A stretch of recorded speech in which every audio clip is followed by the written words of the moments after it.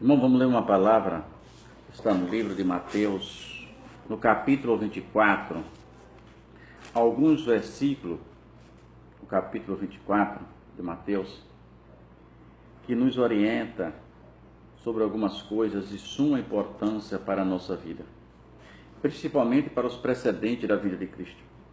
Capítulo 24, 11, o 12 e o 13, Jesus diz: Levantar-se-ão muitos falsos profetas e enganaram a muitos. E por se multiplicar a iniquidade, o amor de muitos esfriará de quase todos. Será pregado este evangelho do reino por todo o mundo, para testemunho de todas as nações, então virá o fim. Irmãos, eu quero me deter no versículo 14 de Mateus 24, que diz que e será pregado este evangelho do reino por todo o mundo, então virá o fim. Há, irmão, uma tremenda confusão com essa frase, que quando o evangelho foi espalhado por todas as nações, virá o fim. E aí, quando nós começamos a bater na tecla que a vinda de Jesus é iminente, que Jesus está às portas, falando que todos os precedentes da vinda de Cristo já estão aí, já são conhecidos. Não há precedente desconhecido da vinda de Cristo? Aí alguns neófitos na fé diz não, porque na Bíblia está escrito que quando o evangelho foi espalhado por todo o mundo, virá o fim.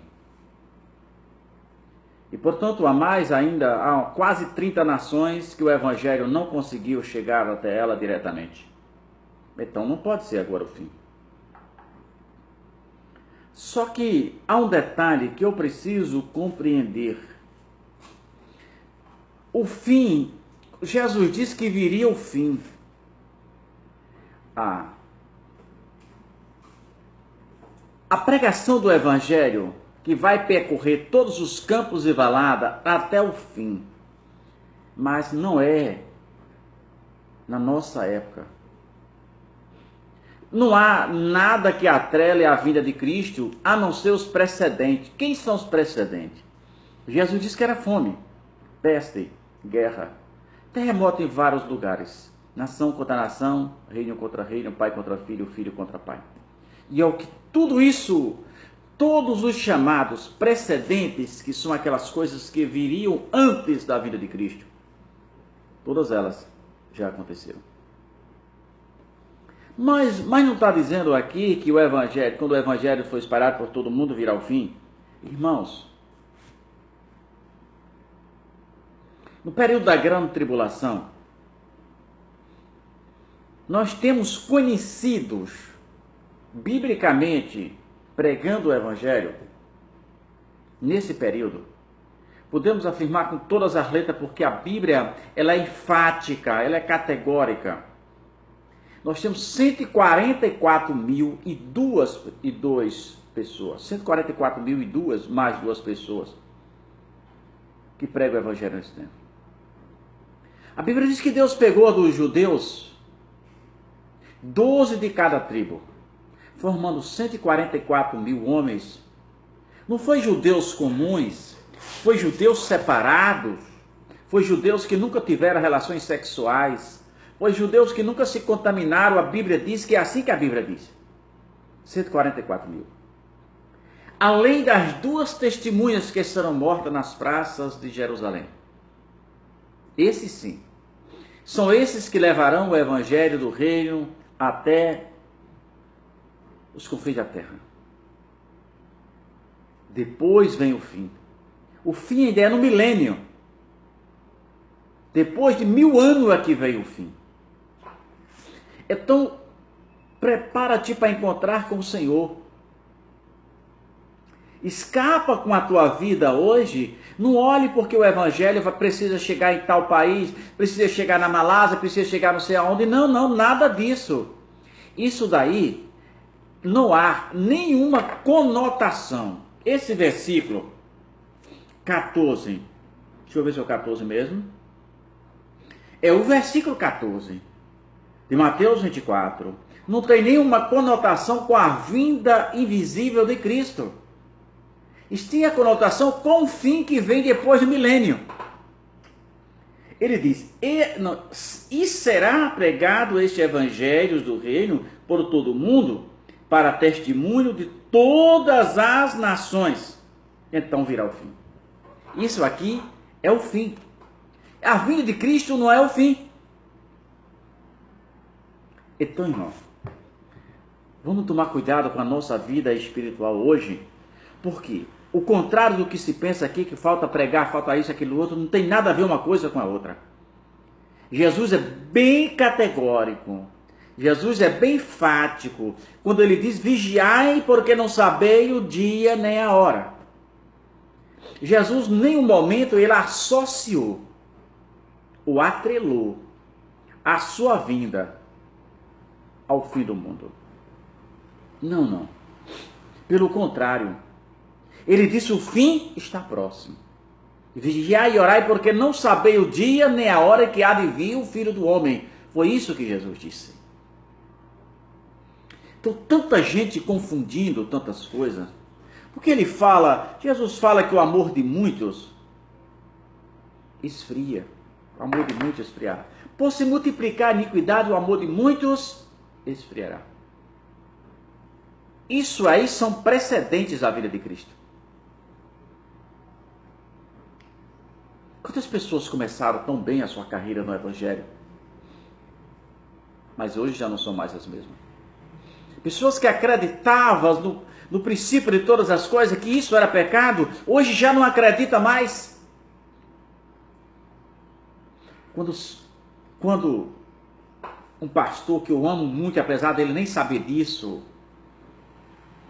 o pastor Adilson Gigante, aqui do sul da Bahia, ainda é família do pastor, da esposa do pastor, meu amigo, pastor Washington, Adilson Gigante, aqui no sul da Bahia.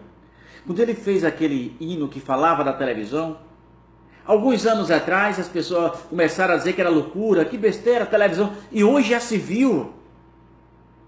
Aquele hino dele que fala da televisão era uma profecia, porque a televisão hoje está destruindo as nossas famílias.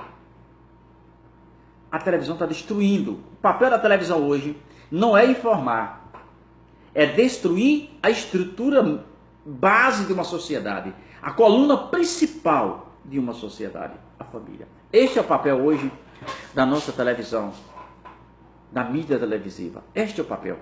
Então, mas ele lá atrás, nos anos 80, a Adilson Gigante já fez aquele, todo mundo achava, mas a Adilson Gigante é louco, a televisão é boa. É.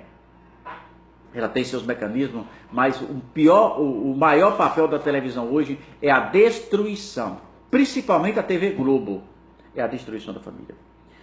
E isso tem levado o amor de muitos a esfriar.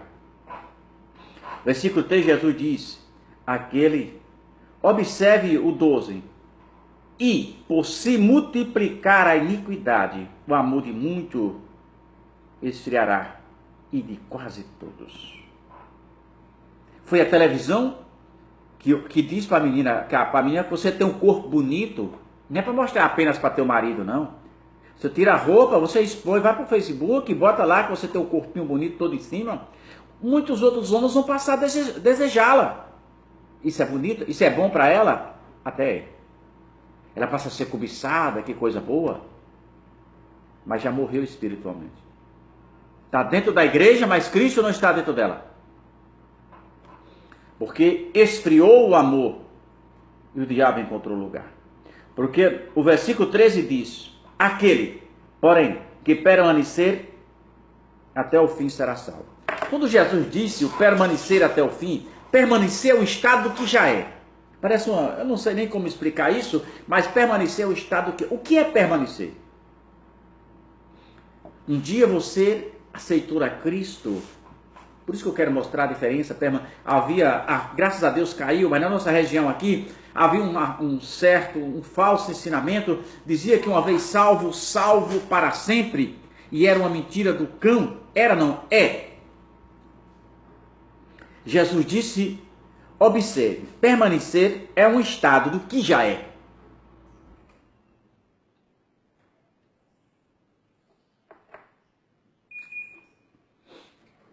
Permanecer é um estado do que já é. Então Jesus diz que aquele que permanecer até o fim. Então você já está salvo? Tá. Agora lute com todas as suas forças. Lute, não deixe o inimigo tomar de você a tua coroa. Não deixe o inimigo destruir os seus pensamentos. Não deixe o inimigo destruir a sua família, a sua base. Lute com todas as suas forças. Porque Jesus diz que é aquele que permanecer. Não é aquele que vai aperfeiçoar. Não, você já é salvo. Você já aceitou a Jesus Cristo. Você precisa dar a manutenção. E não é fácil. Porque é como se você estivesse no reality show e todo mundo querendo ser o vencedor. E nesse caso aqui é o inimigo. O inimigo, ele não quer te ver vencer. Ele vai criar muitos obstáculos. Ele vai caluniar, mentir. Ele vai falar muitas coisas. Ele vai tentar atrapalhar a sua carreira de todas as formas. Porque ele sabe que esse dia está perto. Agora lembre-se disso aqui. Lembre-se mais uma vez. Não tem nenhuma ligação a vinda de Cristo com o Evangelho ser espalhado por todo mundo. Quem vai espalhar o Evangelho por todas as nações são os 144 mil judeus, 12 de cada tribo. Mas as duas testemunhas que acreditamos, a Bíblia não nos dá nome. A Bíblia não nos dá nome. É bom que fique claro isso. Mas acreditamos que essas duas testemunhas sejam Elias e Enoque, pelo simples fato deles não terem morrido, estarem vivos. São os dois homens mais velhos da história da humanidade. Enoque, que nasceu primeiro, e depois Elias, porque os dois estão vivos até hoje. Mas o escritor aos Hebreus diz que a todo homem foi ordenado morrer uma vez. Então nós acreditamos que essa justa testemunha que virá para a terra, que morre novamente, será vista na praça de Jerusalém por 3 dias e meio e depois subirá aos céus, será Elias e Enoque. É o que nós acreditamos, tá? Mas a Bíblia nos ensina. Mas certo é que Jesus está voltando. Certo é que não podemos olhar para esse versículo, o Evangelho ser espalhado por todo mundo, porque há fronteiras que o Evangelho não entrou até agora. Não olhemos para isso, porque não há conotações. Esse versículo de Mateus 24, 14, não há conotações nenhuma com a vinda de Cristo. A vinda de Cristo, ela é repentina, rápida e não está. Esse versículo não faz parte dos precedentes. Os precedentes são, porque a Bíblia diz fome, nós vemos fome. Analise você mesmo. Peste, nós temos peste. O câncer é uma doença, é uma peste, porque ninguém consegue escapar dele. Ninguém consegue escapar do câncer. Você consegue se prevenir da AIDS, da sífilis, da dengue, da chikungunya. Você consegue se prevenir de tantas outras, da tuberculose. Você consegue se prevenir de N doenças. Do câncer, não. Você não consegue se prevenir do câncer. Quando fala em prevenção, não é prevenção, é localização. É localizá-lo, é identificar ele quando ele está novo. Quando ele está no começo de tudo. Então, isso são pestes. Então, todos os terremotos. Nós vimos terremotos hoje no Brasil em lugares que nunca imaginou-se que havia um terremoto. Pois nós não estamos em cima daquele lugar chamado cinturão de fogo. Não estamos. Estamos longe desses lugares, desses problemas das nossas placas tectônicas, dessas camadas geológicas que formam esse cordão de fogo. Estamos longe dele, mas nós temos terremotos. Guerra. Nós temos guerra. Olha para o Oriente Médio. Nós temos guerra. Então, isso sim são precedentes. Isaías 46 e 8. A maior das profecias concernente à vinda de Cristo. Está escrito, pode uma nação nascer em um só dia? E disse, podes, Israel nasceu. E essa profecia já se cumpriu, Juraci? Se cumpriu. Essa profecia, a maior das profecias, se cumpriu no ano 1948, quando a Assembleia Geral da ONU, presidida pelo nosso brasileiro Oswaldo Aranha, decidiram reconhecer Israel como nação. Naquele dia ali se cumpriu Isaías 56:8 e Ezequiel 66:8 de Isaías e Ezequiel 37. Então, todas as grandes profecias, todos os precedentes da vida de Cristo já aconteceu. Então, meu irmão, por favor, se prepara. Viva como os filhos de Israel, quando estava atento àquela nuvem. A Bíblia diz que ele estava com as sandálias nos pés, todo mundo cingidos os seus lombos, porque a qualquer momento a nuvem se movia. E eles eram obrigados a seguir aquela nuvem, tanto pelo dia como pela noite. Pois no dia ela protegia do calor causticante daquele deserto, e à noite de um frio congelante. Então Deus era aquela nuvem que a qualquer momento se movia, e eles precisavam estar atentos. Hoje precisamos estar atentos para a vinda de Cristo, pois todos os precedentes da sua vinda já aconteceu. Irmão, se eu acredito, Jesus vai vir a qualquer momento desse. E se eu não acreditar, ele vai vir do mesmo jeito, não interfere em nada. Então, meu irmão, pelo amor de Deus, para de besteira e espera Jesus. Para com essa vaidade tola, que nós não levamos nada dessa vida. Para de se preocupar apenas com a sua aparência, a sua estética. Te preocupa mais com a tua vida espiritual.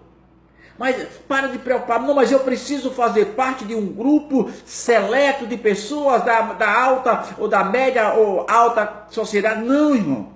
Você precisa fazer parte do grupo que vai morar no céu. O grupo da simplicidade e da humildade. João, no capítulo de João, da primeira epístola de João 2:6, João nos dá uma linda, uma bela lição. Diz assim, aqueles que dizem que está nele, também devem andar como ele andou.